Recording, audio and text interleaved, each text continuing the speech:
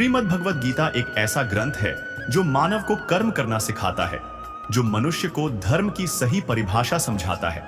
यह एक ऐसा पवित्र ग्रंथ है जो आपको मोक्ष मार्ग तक ले जाता है। यूं तो भगवत गीता सनातन हिंदू वैदिक धर्म का आधार है, परंतु आज मानव कल्याण के लिए इस पवित्र ग्रंथ के ज्ञान को दिल खोलकर अपनाने की आवश्यकता है, क्योंकि यही सनातन है और यही शाश्वत है। भगवत गीता के माध्यम से आप इस पवित्र ज्ञान पर आधारित वीडियो को सुनेंगे तो आपको तनाव से मुक्त रहने का सबसे अच्छा तरीका बताएंगे। गीता के पहले अध्याय में पूर्व जन्म की बातें बताई गई हैं। कर्म के अनुसार हमें जन्म मिलता है। जो गीता के प्रथम अध्याय का पाठ करता है उसके लिए संसार रूपी भवसागर से निकलने का मार्ग प्रशस्त हो जाता है।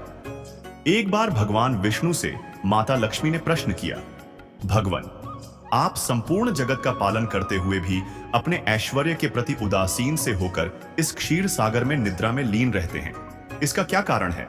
तब भगवान विष्णु ने माता लक्ष्मी को बताया कि वह निद्रा में नहीं रहते हैं, बल्कि तत्व का अनुसरण करने वाली अंतर्दृष्टि के द्वारा अपने ही माहेश्वर तेज से साक्षात्कार करते हैं। श्री भगवान बोले, प्रिय, आत्मा का स्वरूप द्वैत और अद्वैत से पृथक, भाव और अभाव से मुक्त तथा आदि और अंत से रहित है। शुद्ध ज्ञान के प्रकाश से उपलब्ध होने वाला तथा परमानंद स्वरूप होने के कारण एकमात्र सुंदर है। वही मेरा ईश्वरीय रूप है। आत्मा का एकत्व ही सबके द्वारा जानने योग्य है। गीता शास्त्र में इसी का प्रतिपादन हुआ है। भगवान विष्णु के वचन सुनकर लक्ष्मी देवी ने कहा, गीता का यह प्रतिपादन मैं भी जानना जानती हूं। तब भगवान विष्णु ने गीता के 18 अध्यायों में अपनी स्थिति बताने के उद्देश्य से कहा, क्रमशः 5 अध्याय मेरे 5 मुख हैं, 10 अध्याय मेरी 10 भुजाएं हैं, 1 अध्याय उदर और 2 अध्याय दोनों चरण कमल है। इस प्रकार यह 18 अध्यायों को ईश्वरीय मूर्ति ही समझनी चाहिए। गीता के ज्ञान मात्र से ही महान पातकों का नाश होता है। जो भी गीता के 1 या आधे अध्याय का अथवा 1 आधे या चौथाई श्लोक का भी प्रतिदिन अभ्यास करता है, वह सुशर्मा के समान मुक्त हो जाता है। तब देवी लक्ष्मी ने सुशर्मा के जीवन की कथा जाननी चाहिए। विष्णु भगवान ने बताया कि सुशर्मा बड़ी खोटी बुद्धि का मनुष्य था। वह न ध्यान करता था, न जप और न अतिथियों का सत्कार। वह हल जोतता और पत्ते बेचकर जीविका चलाता था। वह मदिरा और मांस का सेवन करता था। इस प्रकार उसने अपने जीवन का दीर्घकाल व्यतीत कर दिया। एक दिन वह पत्ते लाने के लिए किसी आशी की वाटिका में घूम रहा था। तभी काल रूपधारी काले सांप के डंसने से उसकी मृत्यु हो गई। तदनंतर वह अनेक नरकों में जा वहां की यातनाएं भोगकर मृत्यु लोक में लौट आया। फिर बोझा ढोने वाले बैल के रूप में उसने जन्म लिया। तब किसी पंगु ने उसे खरीद लिया। बैल ने अपनी पीठ पर पंगु का भार ढोते हुए बड़े कष्ट से 7-8 वर्ष बिताए। एक दिन पंगु ने किसी ऊंचे स्थान पर बहुत देर तक बड़ी तेजी के साथ उस बैल को घुमाया। इससे वह थककर बड़े वेग से पृथ्वी पर गिरा और मूर्छित होकर मर गया। उस समय वहां बहुत से लोग एकत्रित हो गए। उस जन समुदाय में से किसी पुण्यात्मा व्यक्ति ने उस बैल का कल्याण करने के लिए उसे अपना पुण्य दान किया। उस भीड़ में एक वेश्या भी खड़ी थी। उसे अपने पुण्य का पता नहीं था, तो भी उसने लोगों की देखा देखी उस बैल के लिए कुछ त्याग किया। यमराज के दूत उस मरे हुए प्राणी को पहले यमपुरी में ले गए। वह वेश्या के दिए पुण्य से पुण्यवान हो गया, फिर उसे छोड़ दिया गया। वह भूलोक में आकर उत्तम कुल और शील वाले ब्राह्मणों के घर में उत्पन्न हुआ। उस समय भी उसे अपने पूर्व जन्म की बातों का स्मरण बना रहा। बहुत दिनों के बाद जिज्ञासु होकर वह उस वेश्या के पास गया और उसके दान की बात बतलाते हुए पूछा, तुमने कौन सा पुण्य दान किया था? वेश्या ने उत्तर दिया, वह पिंजरे में बैठा हुआ तोता प्रतिदिन कुछ पढ़ता है, उससे मेरा अंतःकरण पवित्र हो गया है। उसी का पुण्य मैंने तुम्हारे लिए दान किया था। इसके बाद उन दोनों ने तोते से पूछा। तब उस तोते ने अपने पूर्व जन्म का स्मरण करके प्राचीन इतिहास कहना आरंभ किया। तोता बोला, पूर्व जन्म में मैं विद्वान होकर भी विद्वता के अभिमान से मोहित रहता था। मेरा राग द्वेष इतना बढ़ गया था कि मैं गुणवान विद्वानों के प्रति भी ईर्ष्या भाव रखने लगा। फिर समयानुसार मेरी मृत्यु हो गई और मैं अनेकों घृणित लोकों में भटकता फिरा। उसके बाद इस लोक में आया। सद्गुरु की अत्यंत निंदा करने के कारण तोते के कुल में मेरा जन्म हुआ। पापी होने के कारण छोटी अवस्था में ही मेरा माता पिता से वियोग हो गया। एक दिन मैं ग्रीष्म ऋतु में तपते हुए मार्ग पर पड़ा था। वहां से कुछ श्रेष्ठ मुनि मुझे उठा लाए और महात्माओं के आश्रय में आश्रम के भीतर एक पिंजरे में उन्होंने मुझे डाल दिया। वहीं मुझे पढ़ाया गया। अर्षियों के बालक बड़े आदर के साथ गीता के प्रथम अध्याय की आवृत्ति करते थे। उन्हीं से सुनकर मैं भी बारंबार पाठ करने लगा। इसी बीच में एक चोरी करने वाले बेहेलिये ने मुझे वहां से चुरा लिया। तत्पश्चात इस देवी ने मुझे खरीद लिया। मैंने इस प्रथम अध्याय का अभ्यास किया था, जिससे मैंने अपने पापों को दूर किया है। फिर उसी से इस वेश्या का भी अंतःकरण शुद्ध हुआ है और उसी के पुण्य से आप भी पाप मुक्त हुए हैं। इसलिए जो गीता के प्रथम अध्याय को पढ़ता, सुनता तथा अभ्यास करता है, उसे इस भवसागर को पार करने में कोई कठिनाई नहीं होती है। कुरुक्षेत्र की रणभूमि में दोनों सेनाएं एक युद्ध के लिए तैयार होकर एकत्र हुई थी, जो अपरिहार्य था। फिर भी इस श्लोक में राजा धृतराष्ट्र ने संजय से पूछा कि उनके पुत्र और उनके भाई पांडु के पुत्र युद्ध भूमि में क्या कर रहे थे। यह तो स्पष्ट था कि वे युद्ध करेंगे, फिर भी उन्होंने ऐसा प्रश्न क्यों पूछा? भगवत गीता के प्रथम अध्याय में अंधे राजा धृतराष्ट्र के अपने बेटों के प्रति प्रेम ने उनकी आध्यात्मिक बुद्धि को धुंधला कर दिया था और उन्हें सद्गुणों के मार्ग से भटका दिया था। उन्होंने हस्तिनापुर के राज्य को अपने असली उत्तराधिकारियों, अपने भाई पांडु के पुत्रों पांडवों से छीन लिया था। अपने भतीजों के प्रति किए गए अन्याय के लिए दोषी महसूस करते हुए उनकी अंतरात्मा उन्हें इस युद्ध के परिणाम के बारे में चिंतित करती थी। ततः श्वेतैर्ह्यैर्युक्ते महति स्यन्दने स्थितो माधव पांडवश्चैव दिव्यो शंखो प्रदध्मतु। यहां संजय ने भगवान श्री कृष्ण को माधव कहकर संबोधित किया है। यह दो शब्दों का संयोजन है। मां जो समृद्धि की देवी लक्ष्मी को संदर्भित करता है और धवपति के लिए प्रयोग किया जाता है। देवी लक्ष्मी भगवान विष्णु की पत्नी है, जो श्री कृष्ण के कई रूपों में से एक है। इस श्लोक का तात्पर्य है कि समृद्धि की देवी पांडवों के साथ थी और उनकी कृपा से वे इस युद्ध में विजयी होंगे और जल्द ही अपना राज्य पुनः प्राप्त करेंगे। अथ व्यवहार स्थितम दृष्ट्वा धार्तराष्ट्रम कपिध्वज प्रवृत्त शास्त्र संपते धनुरुद्यम पांडवः ऋषिकेशम तदा वाक्य इदम अहा महीपते। एक बार अर्जुन अपने धनुर्विद्या कौशल पर बहुत घमंडी हो गए और श्री कृष्ण पर चुटकी ली। उन्होंने कहा, मुझे समझ में नहीं आता कि भगवान राम के समय में वानरों ने भारत से लंका तक भारी पत्थरों से पुल बनाने के लिए इतनी मेहनत क्यों की? अगर मैं होता तो मैं बाणों का पुल बनाता। सर्वज्ञ भगवान ने उनसे पूछा, ठीक है, आगे बढ़ो और मुझे अपना पुल दिखाओ। अर्जुन ने बहुत ही कुशलता से हजारों बाणों की वर्षा करके एक विशाल पुल बनाया। अब इसे परखने का समय आ गया था। श्री कृष्ण ने इस कार्य के लिए महान हनुमान को बुलाया। जैसे ही हनुमान ने पुल पर चलना शुरू किया, पुल उनके पैरों के नीचे ढहने लगा। अर्जुन को अपनी मूर्खता का एहसास हुआ। उनके बाणों का पुल भगवान राम की विशाल सेना का भार नहीं उठा सकता था। उन्होंने उनसे क्षमा मांगी। इसके बाद हनुमान ने अर्जुन को विनम्र होने और अपने कौशल पर कभी गर्व न करने की शिक्षा दी।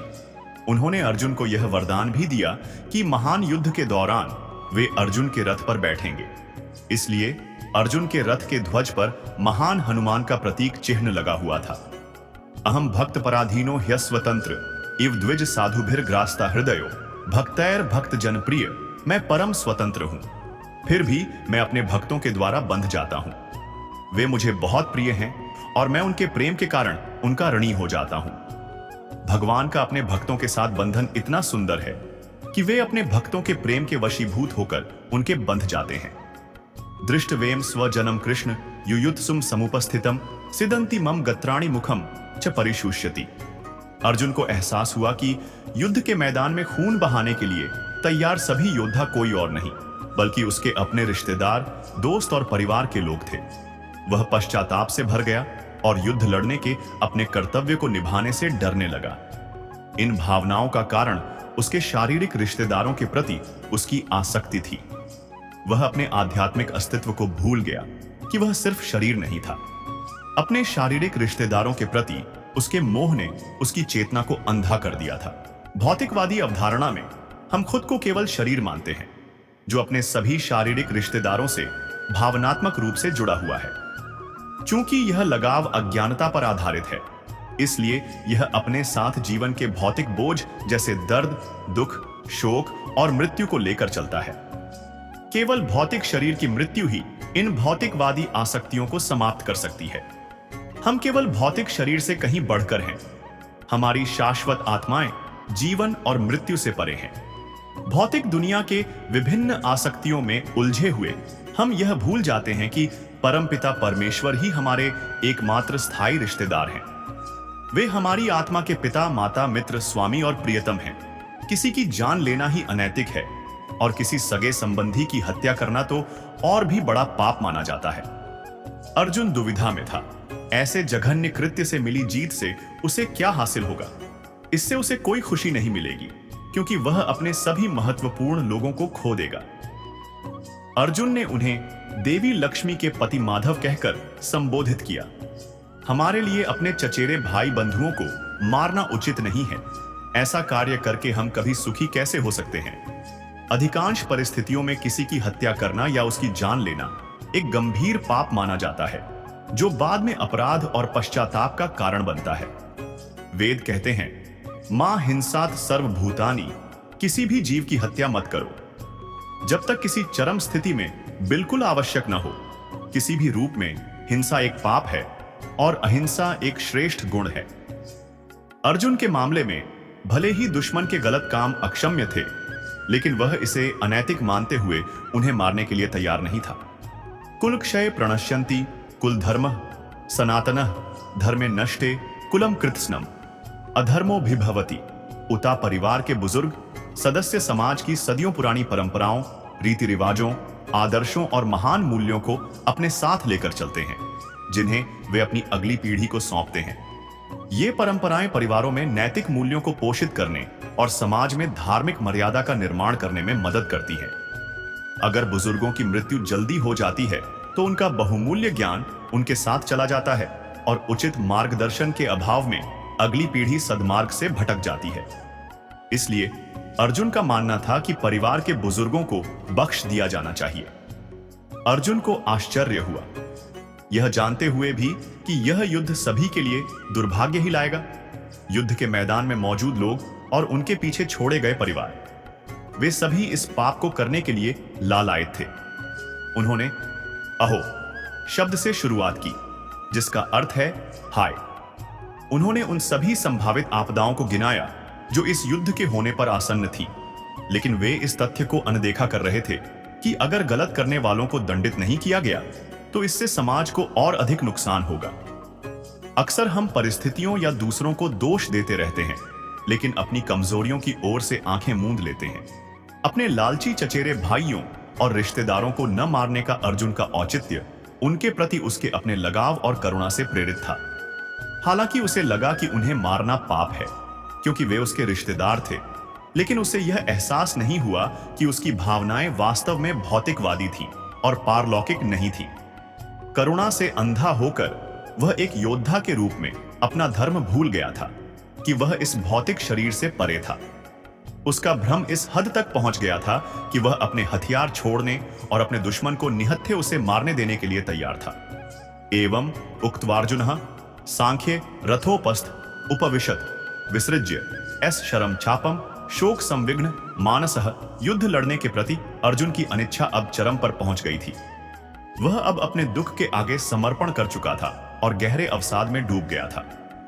उसकी यह स्थिति उसके अपने भौतिक मोहों के कारण बनी और उसके कर्तव्य से विमुख हो गई। यह उस व्यक्ति का बिल्कुल अप्रत्याशित व्यवहार था जिसे भगवान के प्रति भक्ति और आत्मसमर्पण का प्रतीक माना जाता था। वास्तव में युद्ध से पहले जब दोनों पक्ष अपनी सेनाएं जुटा रहे थे, पूरी सशस्त्र यदुसेना और निहत्थे भगवान श्री कृष्ण के बीच चुनाव करने को कहा गया। अर्जुन ने भगवान को चुना क्योंकि उसे उन पर पूरा भरोसा था। इस बिंदु पर आइए विचार करें कि अर्जुन वास्तव में कौन था। वह निश्चित रूप से आध्यात्मिक ज्ञान से रहित नौसिखिया नहीं था। उसके दिव्य पिता इंद्र थे, जो स्वर्ग के राजा थे। अर्जुन उनके निवास पर गया था और उनसे तथा अन्य दिव्य प्राणियों से कई वरदान प्राप्त किए थे। अपने पिछले जन्म में अर्जुन नर था, जो नर नारायण के जुड़वां वंशों का हिस्सा था। जहां नर दिव्य ज्ञान में स्थित सिद्ध आत्मा था और नारायण परमेश्वर थे। फिर कुरुक्षेत्र के युद्ध के मैदान में इतने बड़े कद का एक महान योद्धा अपने हथियार क्यों गिरा रहा था? उसके दुख का कारण क्या था? भावी पीढ़ियों के लाभ के लिए श्री कृष्ण भगवद गीता का ज्ञान सामने लाना चाहते थे। भगवान ने जानबूझकर अर्जुन को भ्रमित करके यह अवसर पैदा किया था। इस अध्याय में अर्जुन ने भगवान के सामने कई तर्क और औचित्य प्रस्तुत किए कि उसे यह युद्ध क्यों नहीं लड़ना चाहिए, और बाद के अध्यायों में श्री कृष्ण ने विस्तार से बताया है कि अर्जुन के तर्क क्यों अनुचित थे और आगे का रास्ता क्या है। अर्जुन बोले, हे कृष्ण, युद्ध क्षेत्र में डटे हुए अपने स्वजनों को देखकर शरीर का हर अंग शिथिल हुए जा रहा है और मुख सूखा जा रहा है। स्वजनों को युद्ध क्षेत्र में देखकर अर्जुन मोह बंधनों में फंसने लगे। हे कृष्ण, ऐसी विजय की लालसा क्या रखनी जिसमें स्वजनों से ही युद्ध लड़ना पड़े। हे गोविंद, हमें ऐसे राज्य या ऐसे जीवन से क्या ही लाभ मिलेगा। बंधनों के फंदे में फंसकर अर्जुन जब कर्मों पर ही प्रश्न उठाने लगते हैं। श्री भगवान बोले, हे अर्जुन, तुझे इस असमय में यह मोह किस हेतु से प्राप्त हो रहा है? क्योंकि यह श्रेष्ठ पुरुषों का आचरण नहीं, न ही यह आचरण स्वर्ग को देने वाला है और न ही कीर्ति कमाने वाला है। इसीलिए हे अर्जुन, नपुंसकता को मत प्राप्त हो, तुझमें यह उचित न सबसे ही जान पड़ती। हे पार्थ, हृदय की तुच्छ दुर्बलता को त्याग कर युद्ध के लिए खड़ा हो जा। श्री कृष्ण ही तमस हैं और वही ज्ञान का प्रकाश है। नारायण ही सृष्टि सारी, श्री हरि ही आशाओं का आकाश है। स्वर्ग और नरक कर्म के तराजू पर समान रूप से तुलते हैं। इन्हीं के आधार पर आत्मा की गति होती है। जब कभी भी सृष्टि पापियों के पाप से आतंकित होती है, तब नारायण इस धरती पर धर्म बचाने, सृष्टि की संस्कृति, ज्ञान और मानवता के संरक्षण के लिए अवतार लेते हैं। जीवन का एक ही सार होता है, श्रीमद् भागवत गीता। यही सार यदि जीवन का आधार बन जाए तो जीवन सफल बन जाता है। कर्म के बिना फल की अभिलाषा करना व्यक्ति की सबसे बड़ी मूर्खता है। एक पंडित जी थे। वे रोज घर घर जाकर भागवत गीता का पाठ करते थे। एक दिन उन्हें एक चोर ने पकड़ लिया और कहा, तेरे पास जो कुछ भी है मुझे दे दो। तब पंडित जी बोले कि बेटा, मेरे पास कुछ भी नहीं है। तुम एक काम करना, मैं यहीं पड़ोस के घर में जाकर भागवत गीता का पाठ करता हूं। वो यजमान बहुत दानी लोग हैं। जब मैं कथा सुना रहा होऊंगा, तुम उनके घर में जाकर चोरी कर लेना। चोर मान गया। अगले दिन जब पंडित जी कथा सुना रहे थे, तब वो चोर भी वहां आ गया। तब पंडित जी बोले कि यहां से मीलों दूर एक गांव है, वृंदावन। वहां पर एक लड़का आता है जिसका नाम कान्हा है। वो हीरों जवाहरातों से लदा रहता है। अगर कोई लूटना चाहता है तो उसको लूटो। वो रोज रात को उस पीपल के पेड़ के नीचे आता है जिसके आसपास बहुत सी झाड़ियां हैं। चोर ने यह सुना और खुशी खुशी वहां से चला गया। वो चोर अपने घर गया और अपनी बीवी से बोला कि आज मैं एक कान्हा नाम के बच्चे को लूटने जा रहा हूं। मुझे रास्ते में खाने के लिए कुछ बांध कर दे दो। पत्नी ने कुछ सत्तू उसको दे दिया और कहा कि बस यही है जो कुछ भी है। चोर वहां से यह संकल्प लेकर चला कि अब तो मैं उस कान्हा को लूट के ही आऊंगा। वो पैदल ही पैदल टूटे चप्पल में ही वहां से चल पड़ा। रास्ते में कान्हा का नाम लेते हुए वो अगले दिन शाम को वहां पहुंचा, जो जगह उसे पंडित जी ने बताई थी। अब वहां पहुंचकर उसने सोचा कि अगर मैं यहीं सामने खड़ा हो गया तो बच्चा मुझे देखकर भाग जाएगा, तो मेरा यहां आना बेकार हो जाएगा। इसलिए उसने सोचा, क्यों ना पास वाली झाड़ियों में ही छुप जाऊं।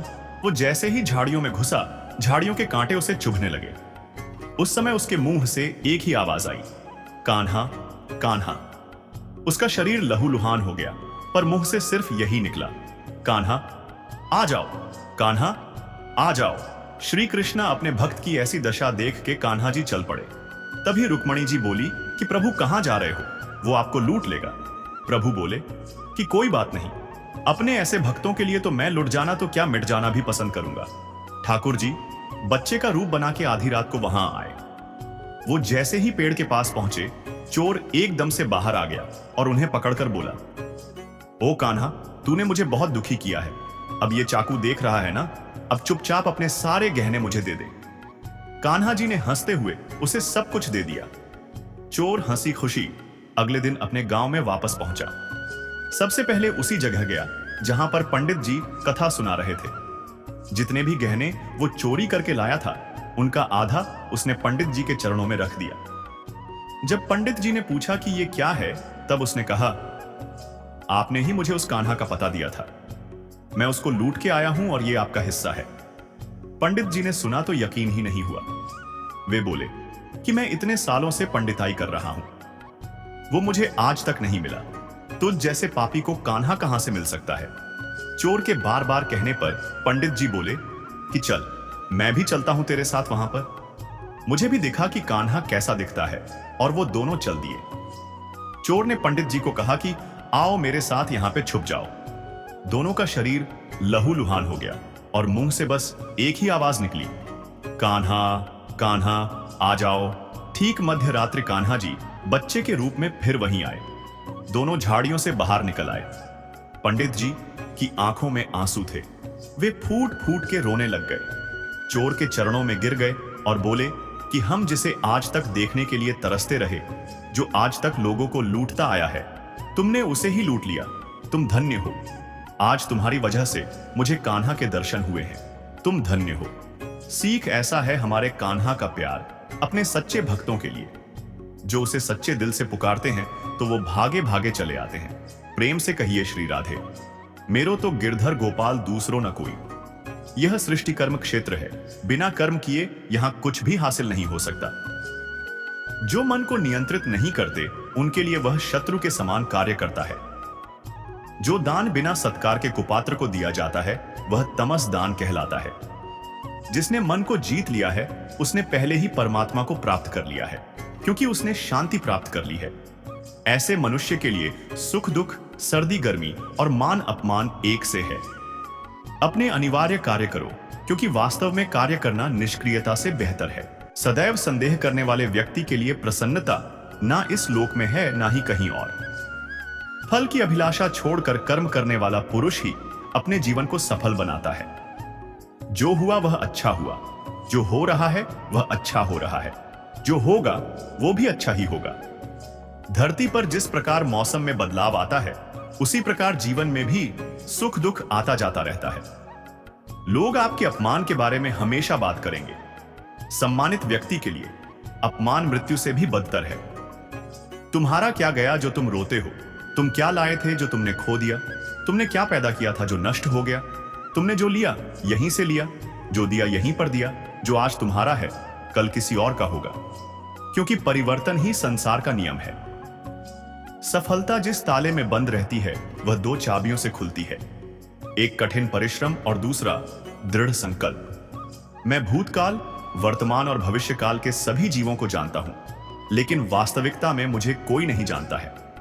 जो पुरुष सुख तथा दुख में विचलित नहीं होता और इन दोनों में संभव रहता है, वह निश्चित रूप से मुक्ति के योग्य है। कर्म वह फसल है जिसे इंसान को हर हाल में काटना ही पड़ता है। मानव कल्याण ही भगवत गीता का प्रमुख उद्देश्य है। इसलिए मनुष्य को अपने कर्तव्यों का पालन करते समय मानव कल्याण को प्राथमिकता देना चाहिए। वह जो वास्तविकता में मेरे उत्कृष्ट जन्म और गतिविधियों को समझता है, वह शरीर त्यागने के बाद पुनः जन्म नहीं लेता और मेरे धाम को प्राप्त होता है। अपने परम भक्तों जो हमेशा मेरा स्मरण या एक चित्त मन से मेरा पूजन करते हैं, मैं व्यक्तिगत रूप से उनके कल्याण का उत्तरदायित्व लेता हूं। जो कोई भी व्यक्ति जिस किसी भी देवता की पूजा विश्वास के साथ करने की इच्छा रखता है, मैं उस व्यक्ति का विश्वास उसी देवता में दृढ़ कर देता हूं। भगवान श्री कृष्ण कहते हैं, ऐसे इंसान से दूर ही रहना जो आपके साथ रहकर बस अपना काम निकालना जानता हो। इस दुनिया में सबसे वजनदार चीज मतलब है, जिसके निकलते ही बड़े से बड़ा रिश्ता भी हल्का हो जाता है। क्या करोगे अब मेरे पास आकर? तुमने मुझे खो दिया है बार बार। आजमाकर कोई लड़की या कोई लड़का आपको धोखा दे सकता है, पर आपकी मेहनत आपको कभी धोखा नहीं देगी। दुष्टों की भलाई कर भी नहीं करनी चाहिए।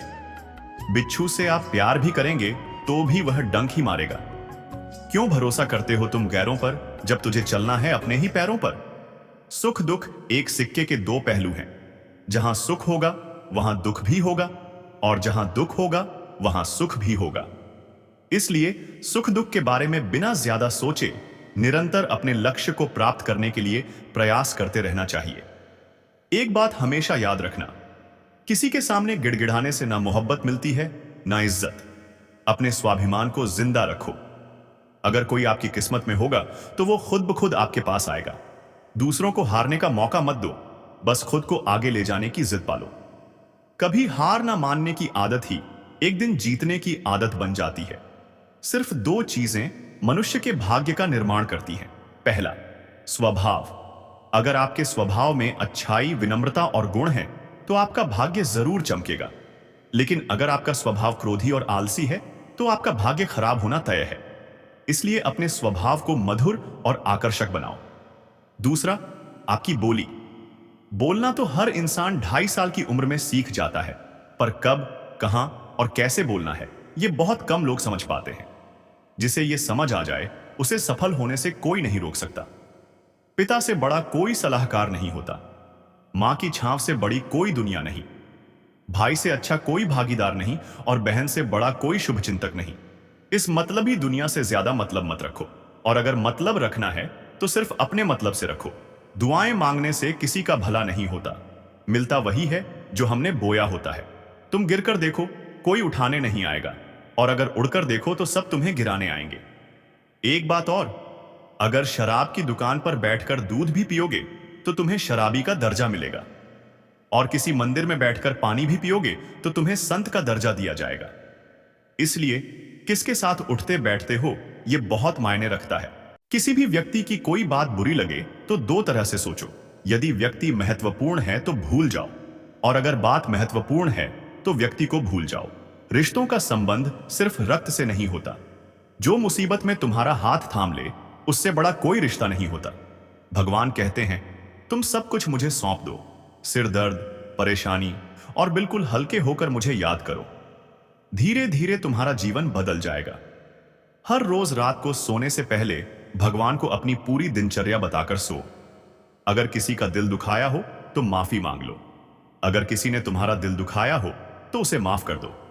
सारी चिंताएं भगवान को सौंपकर चैन से सो जाओ। यकीन मानो, इससे तुम्हारी जिंदगी खुशनुमा बन जाएगी। क्रोध में बोला गया एक शब्द इतना जहरीला हो सकता है कि तुम्हारी 1000 प्यारी बातों को 1 मिनट में नष्ट कर सकता है। सबको हंसाओ, लेकिन किसी पर मत हंसो। सबके दुख बांटो, लेकिन किसी को दुखी मत करो। सबके रास्ते में दीप जलाओ, लेकिन किसी का दिल मत जलाओ।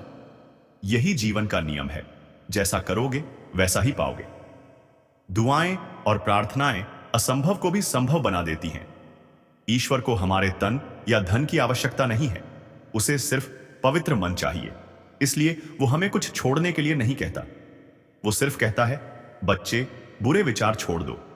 जो आने वाला है वह हमेशा गुजरे हुए कल से बेहतर होगा। यही सोच तुम्हारे जीवन में कभी निराशा नहीं आने देगी। झूठ कितना अजीब है। खुद बोलो तो अच्छा लगता है, दूसरे बोले तो गुस्सा आता है। खुशियां चाहे किसी के साथ भी बांट लो, लेकिन गम हमेशा भरोसेमंद इंसान के साथ ही बांटना चाहिए। जीवन में समय चाहे जैसा हो, परिवार के साथ रहो। सुख बढ़ जाएगा और दुख बंट जाएगा। सच्चा मित्र वही है जो बुरे समय में भी तुम्हारे साथ खड़ा हो, जब सारी दुनिया तुम्हारे खिलाफ हो। जो भी तुम्हारे पास है उसके लिए बार बार दिल से धन्यवाद करो। यकीन मानो, जितना भी है वह जल्दी कई गुना हो जाएगा। प्रार्थना और ध्यान इंसान के लिए बहुत जरूरी है। प्रार्थना में भगवान तुम्हारी बात सुनते हैं और ध्यान में तुम भगवान की। श्री कृष्ण से जीवन का सबसे बड़ा सबक मिलता है। छूटती हर चीज के बावजूद मुस्कुराना। गोकुल छूटा, मथुरा छूटी, राधा छूटी, पर श्री कृष्ण ने देवत्व, मुस्कान और सकारात्मकता कभी नहीं छोड़ी। उन्होंने सिखाया, छूटने पर भी उत्सव मनाना। इसलिए हमेशा खुश रहो, सदा मुस्कुराते रहो। जीतने का असली मजा तभी आएगा जब लोग तुम्हारी हार का इंतजार करेंगे। गीता में लिखा है, यदि कोई तुम्हें अच्छा लगता है तो अच्छा वो नहीं, बल्कि तुम्हारी अच्छाई है जो उसे अच्छा देखती है। अपनी पीड़ा के लिए संसार को दोष मत दो, अपने मन को समझो। तुम्हारे मन का परिवर्तन ही तुम्हारे दुखों का अंत है। सोच और नीयत अच्छी रखो, फिर तुम्हारे कष्ट प्रभु स्वयं दूर कर देंगे। भगवान से कभी उम्मीद छोड़ना मत, और दुनिया वालों से कभी उम्मीद रखना मत। तो अपने जीवन को सही दिशा दो और हमेशा आगे बढ़ते रहो। अगर जीवन में शांति पाना चाहते हो तो सबसे पहले अपने मन को शांत करो। अपनी गलती भी मानना सीखो, क्योंकि हमेशा सामने वाला ही गलत नहीं होता। तुम परवाह करना छोड़ दो, लोग तुम्हें तकलीफ देना छोड़ देंगे। सच्चा प्यार अक्सर धोखेबाज लोगों से ही होता है। जो लोग दिल के सच्चे होते हैं, जिंदगी उनका इम्तिहान सबसे ज्यादा लेती है। भूल जाते हैं वह लोग हमें, जिनके लिए हम पूरी दुनिया को भूल जाते हैं। कमियां तो मुझ में भी है, क्योंकि हर किसी पर बिना सोचे ही विश्वास कर लेते हैं। यहां जिंदगी का कोई भरोसा ही नहीं, और तुम लोगों से उम्मीद लगाकर बैठे हो। जब वक्त और हालात दोनों साथ ना दे, तो उनकी भी सुन पड़ती है जिनकी कोई औकात नहीं होती। लोग जब पूछते हैं कि आप कौन सा काम करते हैं, असल में वह हिसाब लगाते हैं कि आपको कितनी इज्जत देनी है। रास्ते कैसे भी हो, बस आपको पता होना चाहिए कि जाना कहां है। इंसान को मरने से डर नहीं लगता, बल्कि मर मर के जीने से डर लगता है। जिम्मेदारियों की एक खास बात होती है, यह आपको बिगड़ने नहीं देती। किसी का हाथ तभी पकड़ना जब उसका साथ जिंदगी भर निभा सको। ऐ खुदा, तू बेशक मुझे अकेला रखना, लेकिन उन लोगों से कभी मत मिलाना जो आते हैं और हमारी भावनाओं से खेलकर चले जाते हैं। जिन्हें ज्ञान है उन्हें घमंड कैसा, और जिन्हें घमंड है उन्हें ज्ञान कैसा। कौन अपना है, कौन पराया है, इस बुरे वक्त ने मुझे सब बताया है। अगर कोई आपको बुरा कहे तो दिल पर मत लेना, क्योंकि इस दुनिया में ऐसा कोई नहीं है जिसे सब अच्छा कहे। इतने समझदार बनो कि लोगों को माफ करो, लेकिन इतने बेवकूफ मत बनना कि धोखा देने वालों पर दोबारा विश्वास करो। जब कोई समझे ना तो उसे समझाने की जरूरत ही क्या। जब कोई माने ना तो उसे मनाने की जरूरत ही क्या। जिन रिश्तों में एक दूसरे की फीलिंग्स की रिस्पेक्ट ही नहीं, तो उन रिश्तों को जबरदस्ती खींचने की जरूरत ही क्या। जीत किसके लिए और हार किसके लिए, जिंदगी भर का यह तकरार किसके लिए। जो भी आया है वह जाएगा एक दिन। फिर इंसान को इतना अहंकार किसके लिए। वक्त रहते ही खुद को बदल लेने में भलाई है, क्योंकि अगर वक्त ने बदला तो बहुत तकलीफ होगी। आप नेक काम करते रहिए, कोई आपका सम्मान करें या ना करें, लेकिन आपकी अंतरात्मा सदा आपका सम्मान करेगी। जिस इंसान की सोच बड़ी होती है, उसी की जिंदगी में परेशानियां खड़ी होती हैं। मन में उतरना और मन से उतरना केवल आपके व्यवहार पर निर्भर करता है। जब गिराने वाले अपने हो तो संभलने में बहुत समय लगता है। होना एक दिन सबका हिसाब है, क्योंकि जिंदगी कर्मों से लिखी किताब है। अकेले खड़े होने का साहस रखो, यह दुनिया सिर्फ ज्ञान देती है, साथ नहीं। सरल स्वभाव उसकी कमजोरी नहीं, बल्कि उसके मां बाप का दिया हुआ संस्कार होता है। जिन्होंने आपको कष्ट दिया है, कष्ट तो उन्हें भी मिलेगा, और विश्वास रखना, आपको यह देखने का मौका भी मिलेगा।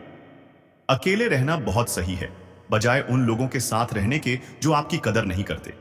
कौन कहता है कि मैं किसी को पसंद नहीं हूं? मुसीबतों से पूछो कि वह मुझे कितना पसंद करती है।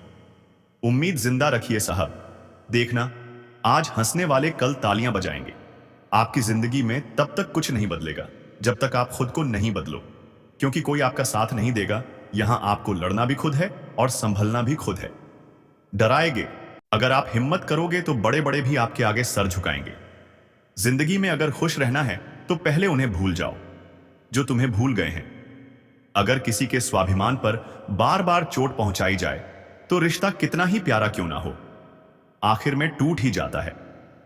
बेहतरीन इंसान अपनी सच्ची बातों से जाना जाता है, क्योंकि अच्छी बातें दीवारों पर भी लिखी होती हैं। बाहर से शांत दिखने के लिए अंदर से बहुत लड़ना पड़ता है। पहले खुद पर ध्यान दो, फिर वक्त मिले तभी हमें ज्ञान दो। आप उनके लिए जीना सीखो जो आपके लिए मरने को भी तैयार है। दिल बड़ा होना चाहिए। बातें तो सब बड़ी बड़ी कर लेते हैं। खोई हुई चीज को याद मत करो, और जो मिला है उसे बर्बाद मत करो। मजबूत से मजबूत लोहा भी टूट जाता है। अगर कई झूठे इकट्ठे हो तो सच्चा टूट जाता है। जिद है तो जिद ही सही, क्योंकि आत्मसम्मान से बड़ा कुछ भी नहीं। जो लोग अंदर से मर जाते हैं, अक्सर वही लोग दूसरों को जीना सिखाते हैं। खुद पर विश्वास होना चाहिए। जिंदगी तो कहीं से भी शुरू हो सकती है। किताबें और मां बाप की बातें जिंदगी में कभी धोखा नहीं देती। पिता के द्वारा डांटा हुआ पुत्र, गुरु के द्वारा डांटा हुआ शिष्य, और सोनार के द्वारा पीटा गया सोना, यह हमेशा आभूषण ही बनते हैं। जिंदगी साइकिल चलाने जैसी है। बैलेंस बनाए रखने के लिए आपको चलते रहना होगा। इंसान कितना ही अमीर क्यों ना बन जाए, तकलीफ बेच नहीं सकता और सुकून खरीद नहीं सकता। कभी कभी मन को मना लेना ही बेहतर होता है, क्योंकि हर जिद खुशी नहीं देती। इस दुनिया में कोई किसी का नहीं होता। हम सोचते हैं कोई तो है जो सिर्फ हमारा है, पर वक्त आने पर वह भी हमारा नहीं होता। झाड़ू में जब तक बंधन होता है तब तक वह कचरा को साफ करता है। बंधन खुला जान पर झाड़ू खुद कचरा बन जाता है। इसलिए हमेशा अपनों से बंधे रहिए, क्योंकि अनेकता में ही एकता होती है। श्री कृष्ण कहते हैं वो सपना सच नहीं होते जो सोते वक्त देखे जाते हैं। सपना वही सच होते हैं जिनके लिए आप सोना ही छोड़ देते हैं। नींद तो बचपन में आई थी, अब तो बस तक कर सो जाते हैं।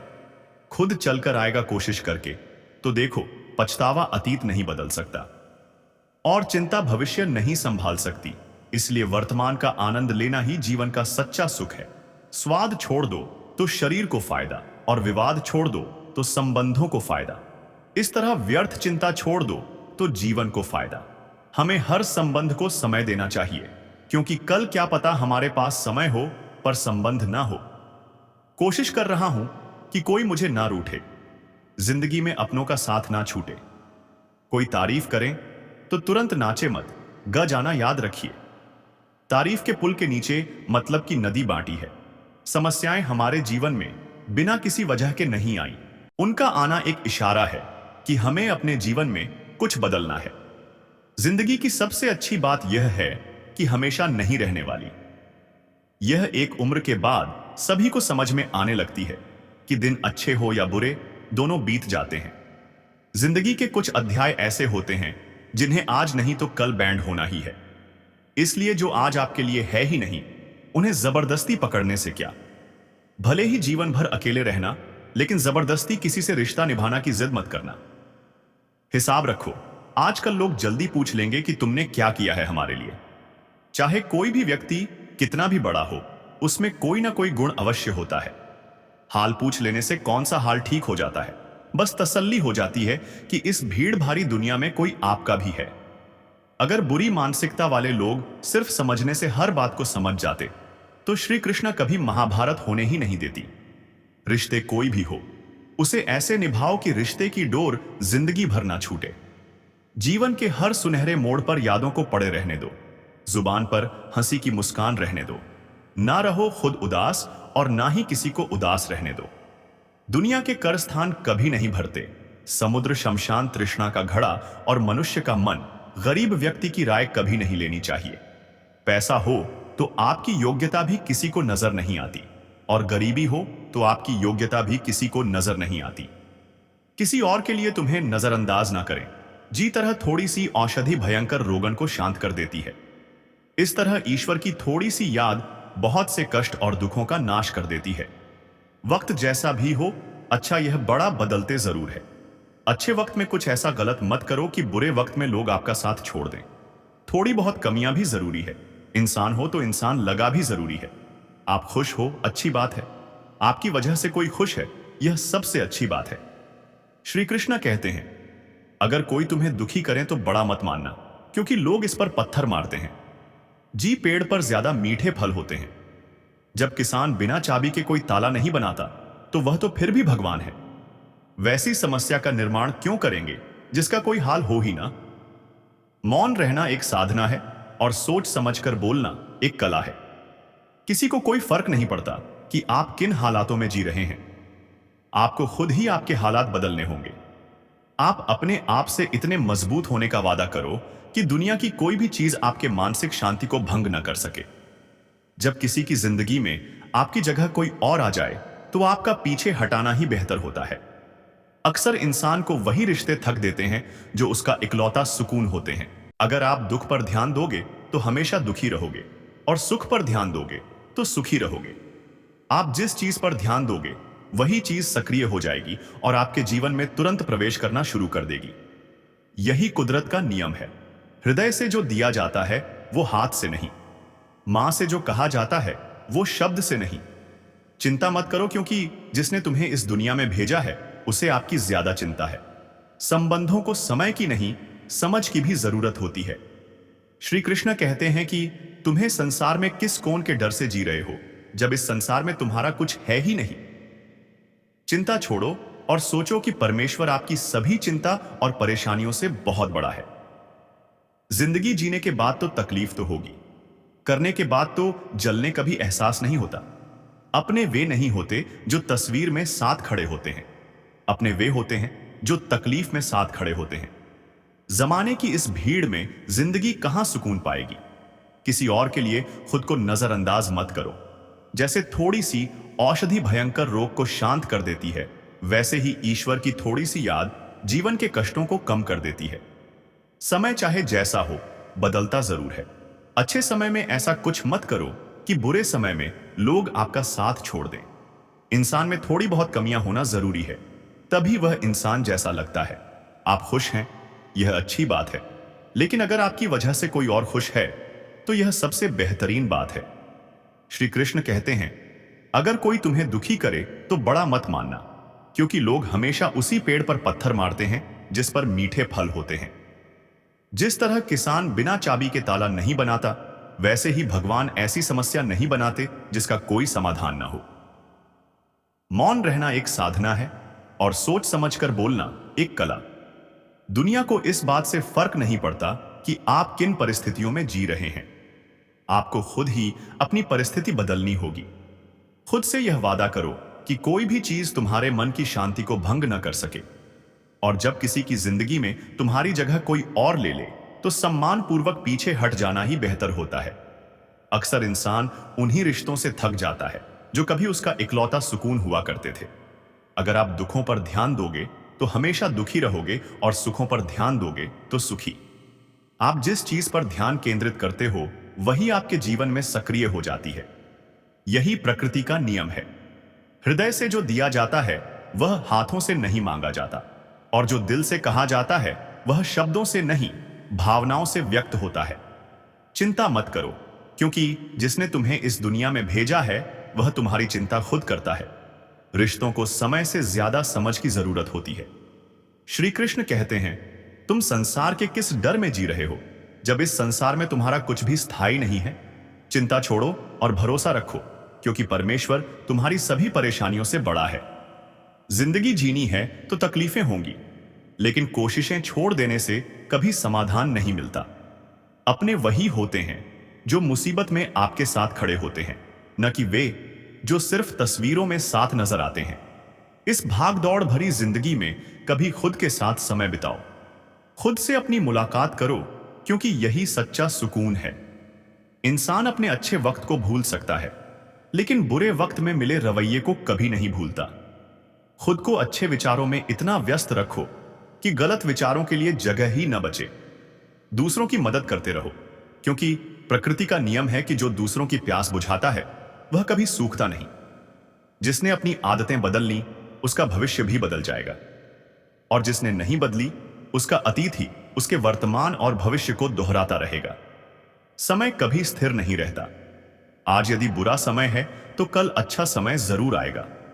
आप केवल निस्वार्थ भाव से अपने कर्म करते रहिए, क्योंकि यही आपके हाथ में है। मुसीबतों से भागने की बजाय उनका डटकर सामना करो। जितना भी प्रयास कर लो, मुश्किलें आपका पीछा नहीं छोड़ेंगी, इसलिए उन्हें हराकर आगे बढ़ना ही सच्ची जीत है। जो लोग कहते हैं कि उनके पास वक्त नहीं है, असल में उनके पास वक्त होता है, लेकिन वो उसे आपको देना नहीं चाहते। यह समझ लो कि उनका दिल आपसे भर चुका है, इसलिए अगली बार उनसे वक्त मांगने की बजाय अपनी इज्जत बनाए रखो। ईश्वर आपको सही दिशा दिखा सकता है, लेकिन उस रास्ते पर चलना आपकी जिम्मेदारी है। अगर आप खुद प्रयास नहीं करना चाहते तो ईश्वर का सहारा लेना भी व्यर्थ है। कुछ लोग अपनी अकड़ की वजह से अनमोल रिश्तों को खो देते हैं। कोई भी कारण हो, गुस्सा मत करो, चिल्लाओ मत। अपने मन को शांत रखो, सोचो और फिर निर्णय लो। आवाज से आवाज खत्म नहीं होती, लेकिन चुप्पी से हर विवाद खत्म हो सकता है। तकलीफें आएंगी, दर्द भी होगा, लेकिन यही जीवन की सच्चाई है। इनसे लड़कर ही आप अपने जीवन को बेहतर बना सकते हो। अगर जिंदगी तुम इस हाल बनकर दिखाइए, वरना इतिहास के पन्ने भी आज रिश्वत खा रहे हैं। एक ही समानता है पतंग और जिंदगी में, ऊंचाई पर हो तो सबकी नजर होती है। यह दुनिया सपेरों की बस्ती है, रिश्ते बनाकर यहां दगा देती है। यहां भरोसा बहुत महंगा है और नफरत बेहद सस्ती है। जो तुम्हारे साथ नहीं रहना चाहता उसे आजाद कर दो, क्योंकि जबरन रिश्ते सुकून नहीं देते। मीठा खिलाकर ही जरूरी नहीं, मुंह मीठा हो, मीठे शब्दों से भी जीवन में मिठास लाई जा सकती है। मौन रहकर ही आप जान सकते हैं कि कौन वाकई आपका है।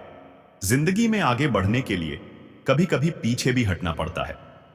कद्र और वक्त दोनों कमाल के होते हैं। जिन्हें कद्र करो वो वक्त नहीं देते, और जिन्हें वक्त दो वो कद्र नहीं करते। उसे कभी नजरअंदाज न करना जो तुम्हारी परवाह करता है, वरना एक दिन एहसास होगा कि पत्थर जमा करते करते तुमने हीरा गंवा दिया। अगर मना करना हो तो साफ कह दो, पर किसी को इंतजार न करवाओ। दुनिया में कुछ लोग ऐसे होते हैं जिन्हें आप कितना भी प्यार और सम्मान दो, वो धोखा ही देते हैं, क्योंकि इंसानों की फितरत कभी नहीं बदलती। किसी का वर्तमान देख उसका मजाक मत उड़ाओ, क्योंकि समय बदलता है और कर्मों से भाग्य भी।